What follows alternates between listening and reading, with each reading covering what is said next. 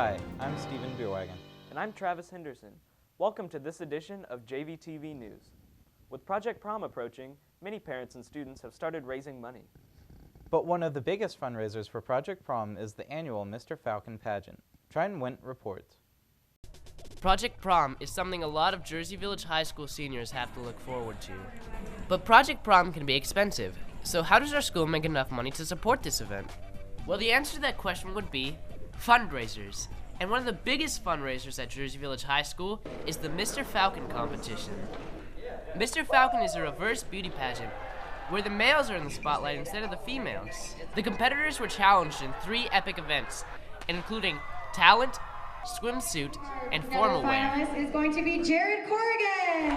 The contestants got to choose escorts to join them in the competition. It was exciting. It was with all my friends, and I made new friends, and it was just fun, and we practiced all together, so I got to meet new people in my class. 3 judges were brought in to score this event, including special guest Dubworth. In the end, Calby Brooks won it all. All right, how does it feel to be this year's Mr. Falcon? Honestly, it's quite amazing. I didn't even expect that this would happen. I imagined that I'd probably be not even in the top 5, but it's quite amazing. Tryden Went, JVTV News. A long-lasting tradition in the music department is the Chili Supper. This fun event has something for everybody.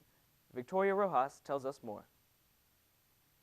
For almost 28 years, the band and orchestra has held the JVHS Chili Supper. This fundraiser helps to raise money for needed items. All the money goes right back into the program. A lot of it's used to buy equipment and supplies. A lot of it helps pay for spring trip. Much effort goes into creating this entertaining event. Many volunteers donate their time to prepare for the supper. After organizing the tables, food, and silent auction materials, the hard work is almost ready to be displayed. Minutes before the event, the band and orchestra start warming up. As the sun sets, numerous people began arriving. The performance begins and the band and orchestra set the mood for the night.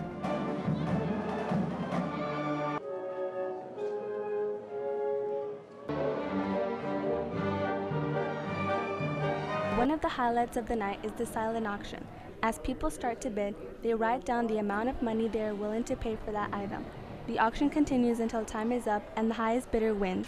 Among the items up for bid included gym equipment and baskets full of stationery and candy. Parents work on that year-round, and we ask for donations. We get lots of gift certificates from local merchants. We get donations from parents. We have handmade things. We have crafts. The Chili Supper was a great accomplishment. It exceeded all expectations.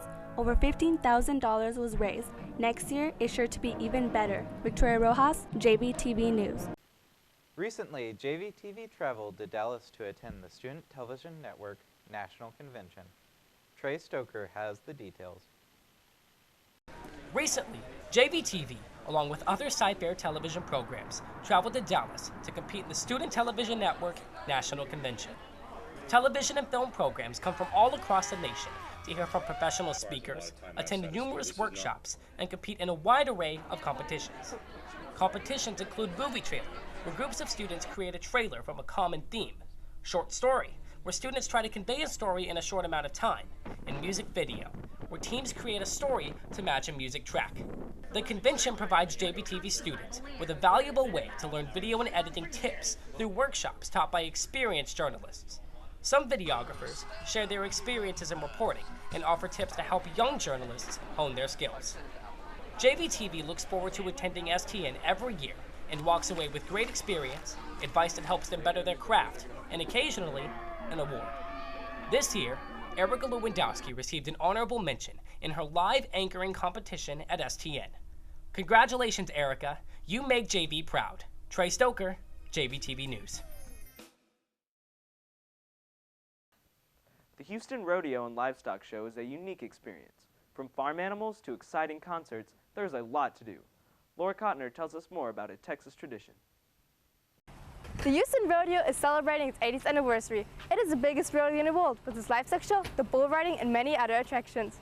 This year we had 2,257,970 visitors. The popular event was founded in 1932 and was originally a fed stock show and a livestock exposition. Over the years, concerts, barbecue contests, the carnival, and many other programs were added. To decide on next year's performers, we've already started surveying our volunteers and supporters of the rodeo. In the year 1961, the organization's name changed to Houston Livestock Show and Rodeo, and since 2000, the rodeo takes place in the Reliance Stadium. We have 94 employees and we have 26,000 volunteers who serve on 105 committees that do just about everything. We have volunteers because they help offset a whole lot of costs that the show would incur otherwise. It's very easy to become a volunteer. You do have to be a member of the Houston Livestock Show and Rodeo. Then you need to look at the committees and see which one is of interest, and then you can apply to be on that committee. We have our junior rodeo committee. This started several years ago, and it gives students up to 21 an opportunity to find out more about what the rodeo is like. We had 41 sponsors this year, and they help us offset the operational costs of the rodeo. To get set for the rodeo, people go to Cavender's or other western wear stores to buy cowboy boots, hats, and other must-have cowboy equipment. This was another great year for the Houston Rodeo and Livestock Show. People from all over the country are looking forward to come back again next year. Laura Kottner, JVTV. We'll be back with more on the rising gas prices. But first, here's a public service announcement by Shane O'Neill. You're going to be late!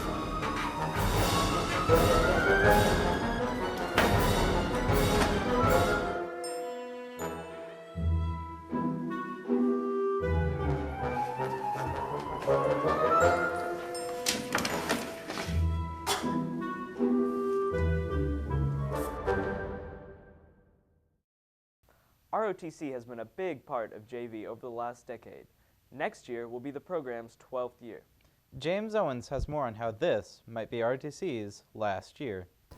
11 years ago, Jersey Village High School started its first ROTC program, and since then has been a really enjoyable experience for all the members. Some of them are using ROTC to launch what they hope will be their future career. Well, I was thinking about enrolling in the Marines, and without the ROTC program, probably wouldn't get me far in the Marines at the first start. But if I were to go in the Marine Corps, this would definitely give me a heads up on how tough it would be. For people like Sean Coates, this is their passion and their life in high school. But this could change. If by chance we do not meet 100 cadets this coming fall, it will be the last year ROTC will be held at this school. Due to recent decline of ROTC members, the program has been put on probation. If the number of members don't increase by next year, the program could be canceled. The viability process, the way that works is headquarters states that we have to have at least 10% of the student population or 100 cadets, whichever is the smallest. So for us it would be 100 cadets. If you do not meet that, then you're put on probation for 1 year.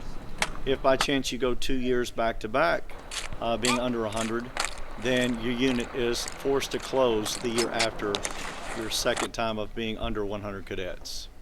What if something that you have grown to love, something that you hold so dear to your heart, had suddenly ceased to exist?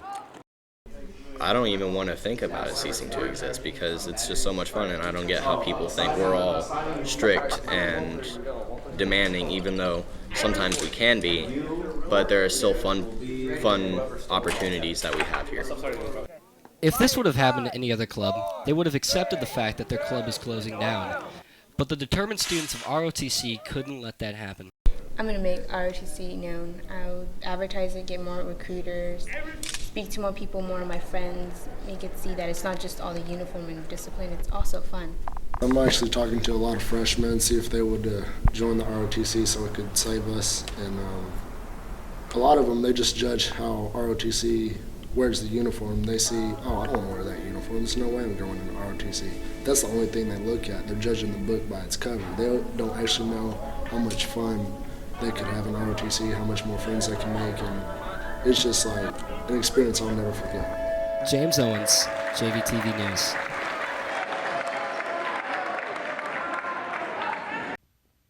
Remember when gas used to be $2 a gallon? Yeah, the rising gas prices are really making it hard for me to get around.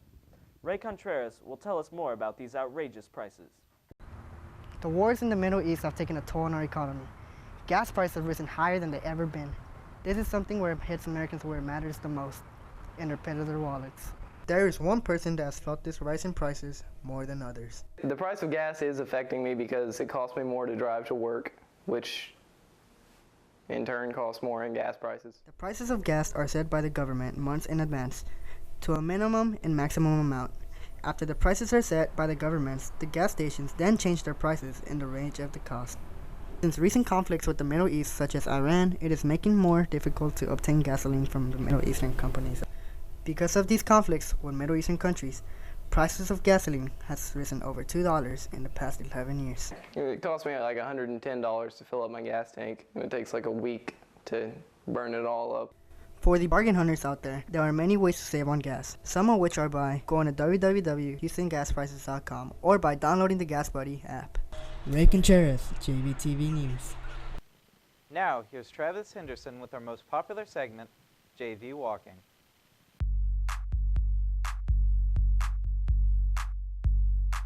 My name's Travis Henderson. I'm walking the halls of Jersey Village High School, asking real students tough questions and getting real answers. Who lives in 1600 Pennsylvania Avenue? Chuck Norris. Who lives in a pineapple under the sea?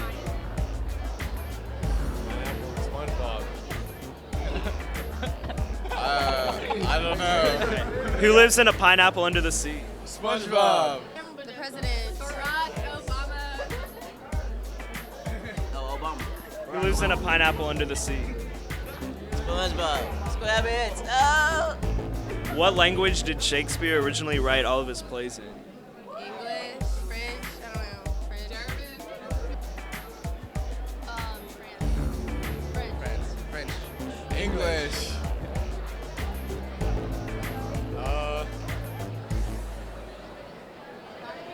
English. I don't know.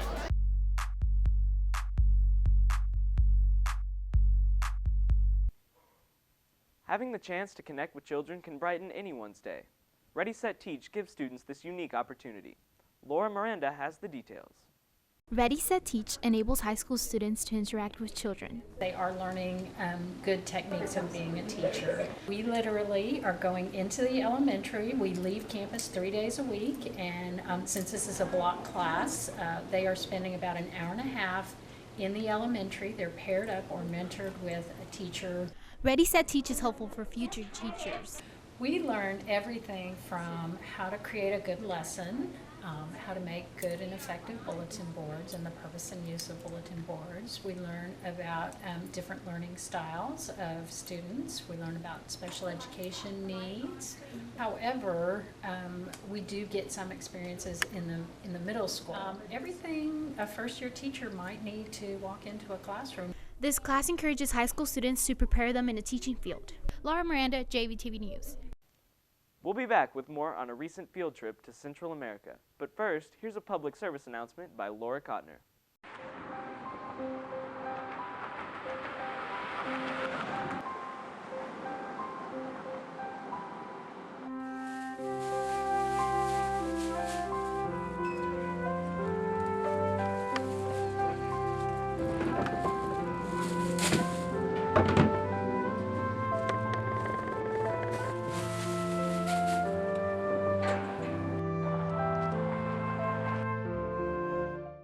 Recently, a Spanish teacher here at JVHS took his students on an unforgettable adventure in Central America.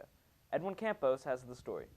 Clubs here at Jersey Village sometimes take their students to different cities and even different countries. Spanish 2 teacher Mr. Anderson took some of his students on a trip to Central America.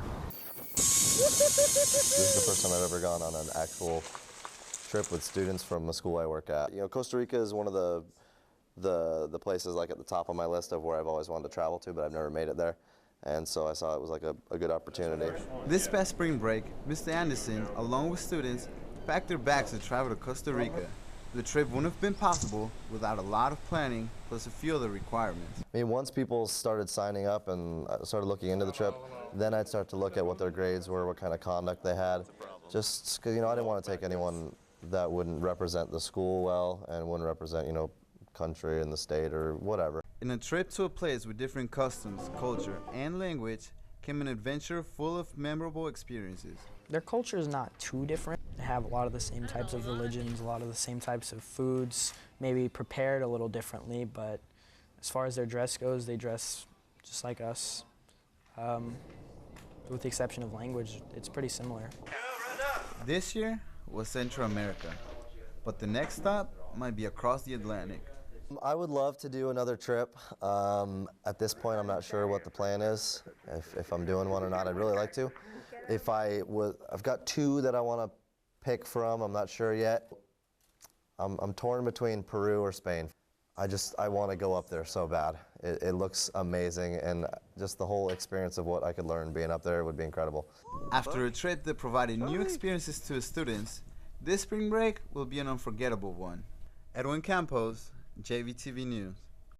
So Travis, what are you looking forward to most during your senior year? Well, I really like the dress-up days and senior spotlight, but I'm actually really excited for prom. Me too. Sierra Pyle shows us how students prepare for the big day. With prom a mere 2 months away, many JV students are starting to realize what all there is to plan for. From finding a date all the way down to the color of the dress, students are beginning to feel the stresses of the approaching date.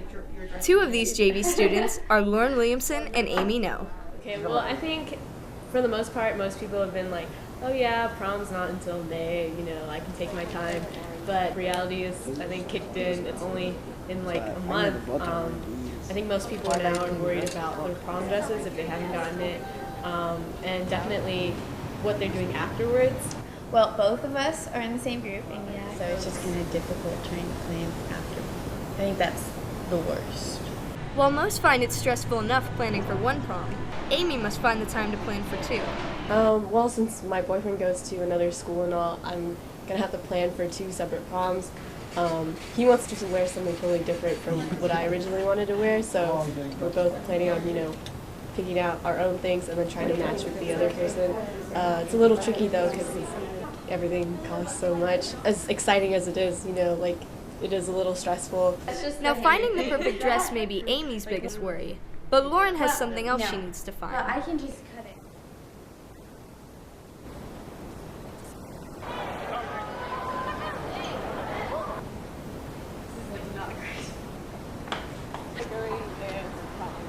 That's really nice, yeah. That's really Though the date and the dress may seem like the main focus for prom's girls, the guys are more focused on something else, the price. Price, it's definitely going to be a lot. I've been having to save up for a lot of these costs because a lot of the things we're trying to make it nice and classy. Prom only comes once in a lifetime, or twice in our case, but it's still going to be a lot of money.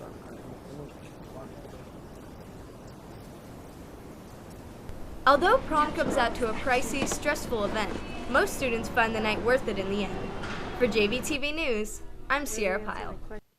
King of the Court gives seniors a chance to show off their volleyball skills while also raising money for Project Prom. Stephen Beerwagon has the story. The sound of squeaking shoes and encouraging cheers filled the gym on March 29th as JV held the annual volleyball tournament known as King of the Court.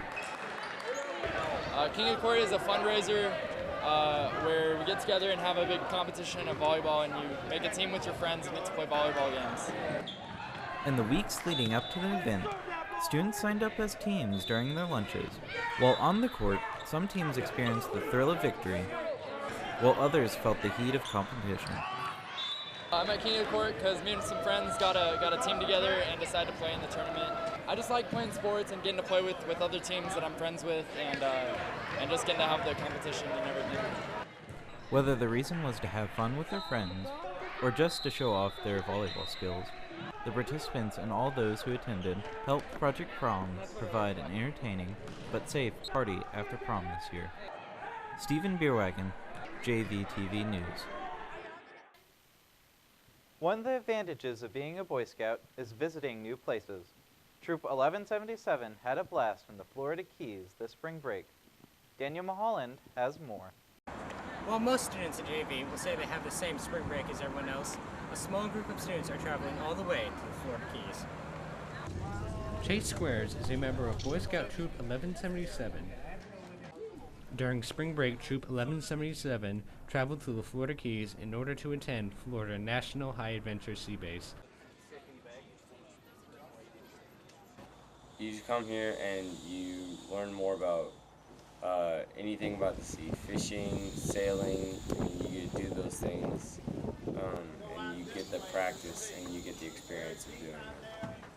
Sea Base is one of 3 national high adventure bases of Boy Scouts, the other 2 being Philmont, New Mexico, and Northern Tier in Minnesota.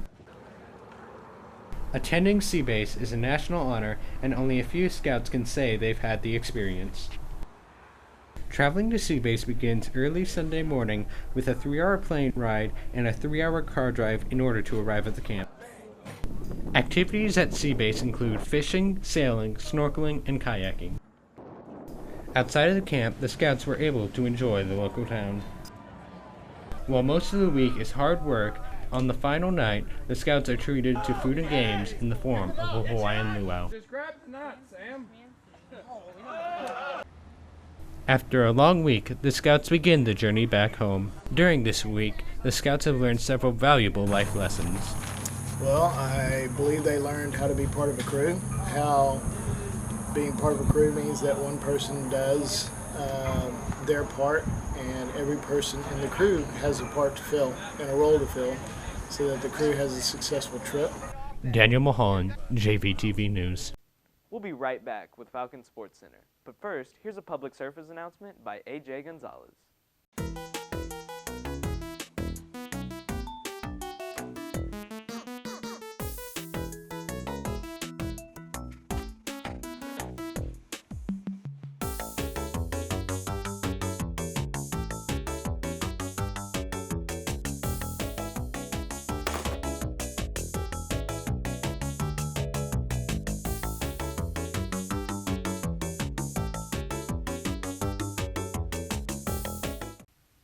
One of the sports popular on the West Coast has become equally popular in the Houston area.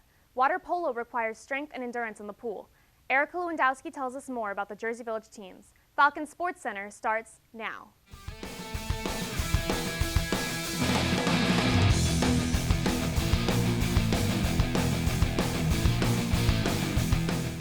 The boys and girls water polo teams are off to a great start.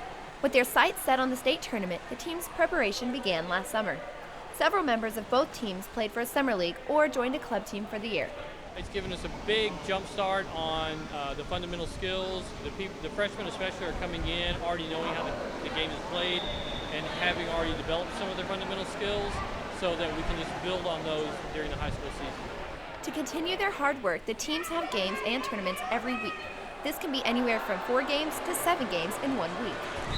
We spend a lot of time in practice working on fundamental drills and skills, and we played a lot of games, more games this year than the last 2 years combined. I talked with girls captain Emily Anderson to find out how well the girls are doing.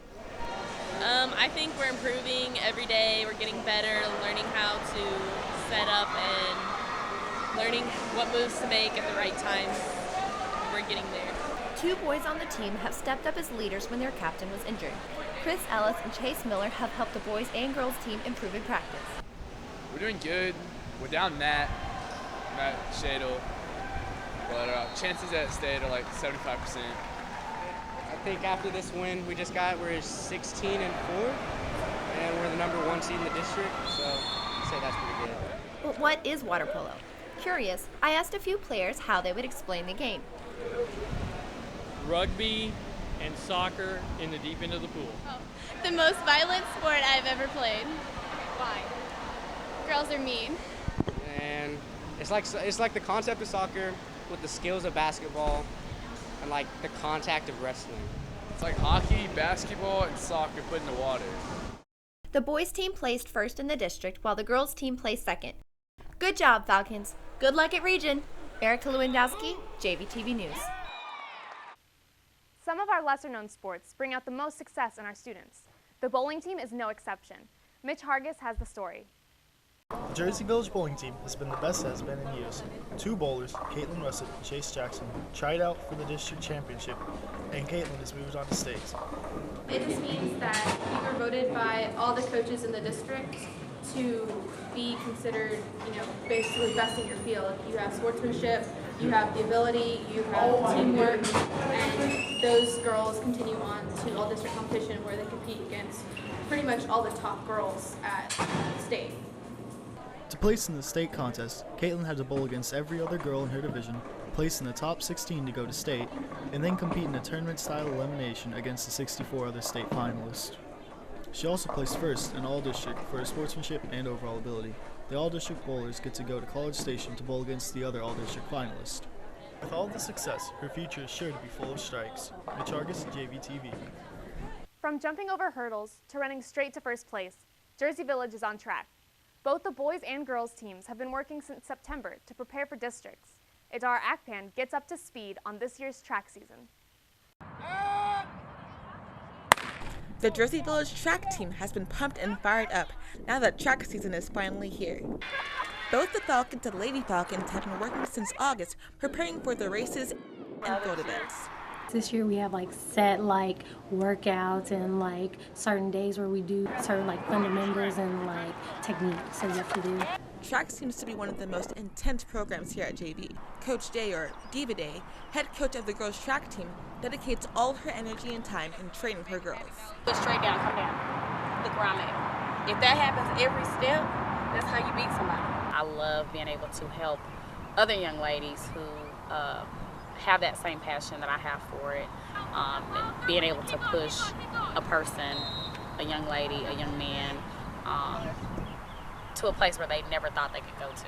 Taking it from our turf to others, the Falcons were ready for competition. Definitely had some highlights this season, ending at our district meet. Matter of fact, Miss Adar, who's interviewing me now, she is our 100-meter dash champion for our district this year, and she also set a new school record in that particular event, so that was awesome.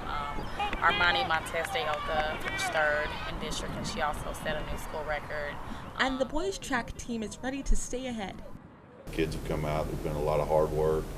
No one has backed off of the amount of work that's expected of them, which is unusual. Other places I've been, you tell kids hey, this is your workout for today, and some of them you may not see it. So, it's been real good as far as seeing the kids that have come out.